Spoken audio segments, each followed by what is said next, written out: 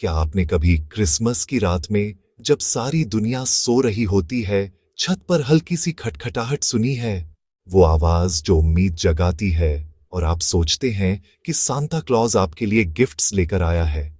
लेकिन जब आप उस ठंडी खिड़की को खोलते हो, तो बाहर बर्फ में सिर्फ एक लाल सूट की परछाई दिखती है।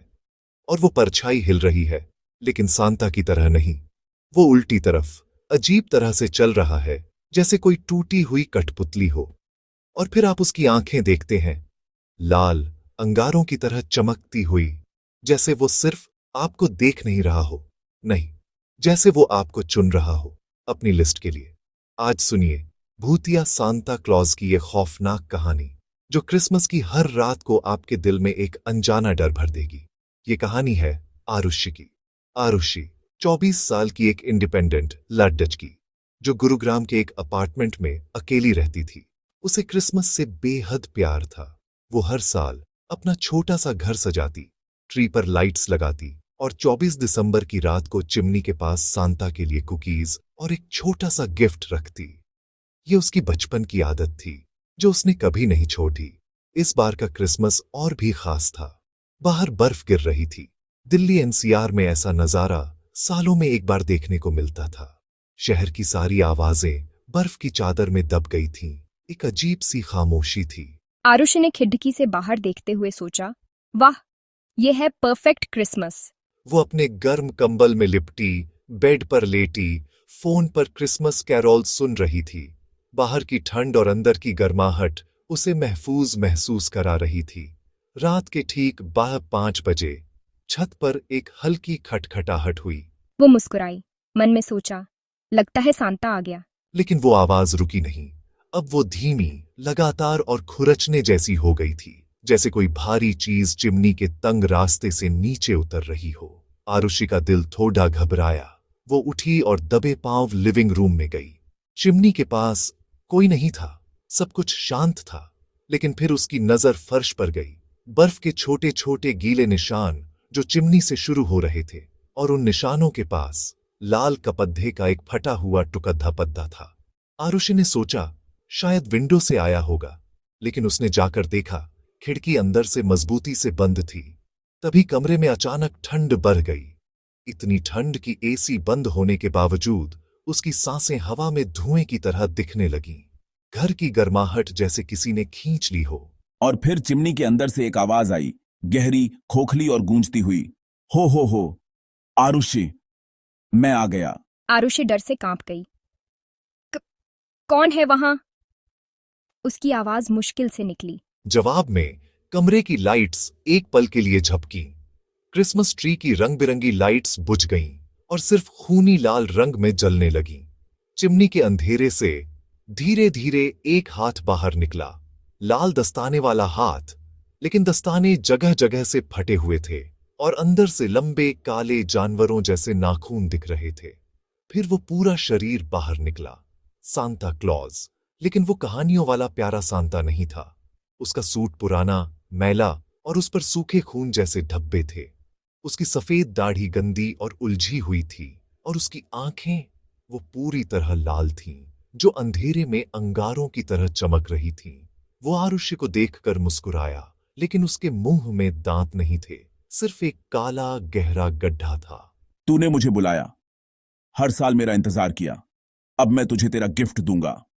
उसकी आवाज में सदियों की ठंडक थी। सस्पेंस और डर अपनी हदें पार कर रहे थे।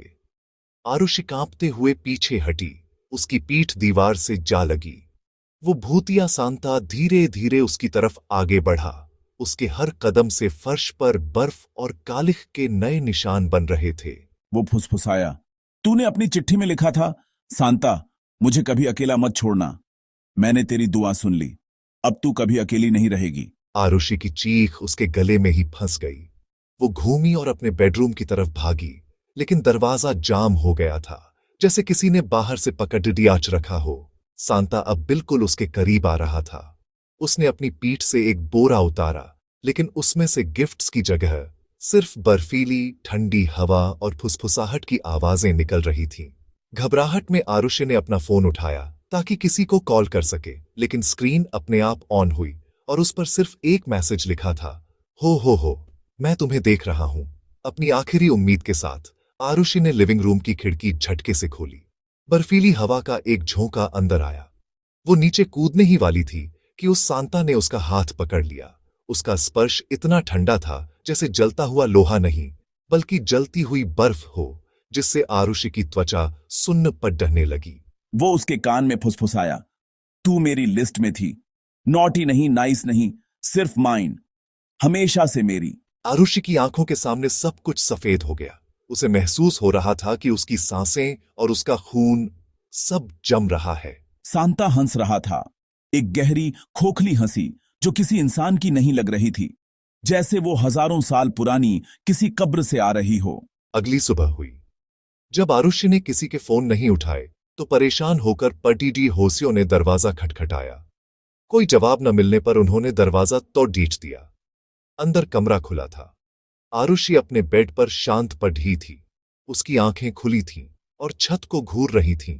चेहरा बिल्कुल पीला पड़ीडीएच चुका था और उसके हाथ में एक छोटा सा खूबसूरती से पैक किया हुआ गिफ्ट बॉक्स था। जब उस बॉक्स को खोला गया तो अंदर एक बहुत पुरानी ब्लैक एंड व्हाइट तस्वीर थी, एक सांता की, लेकिन किसी ने उसकी आंखों को लाल रंग से रंग दिया था और उस तस्वीर के पीछे कांपते हुए हाथों से लिखा था, मेरी लिस्ट में अब तू हमेशा रहेगी। पुलिस आई, जांच हुई, लेकिन घर में जबरदस्ती घुसने का कोई सुराग नहीं मिला।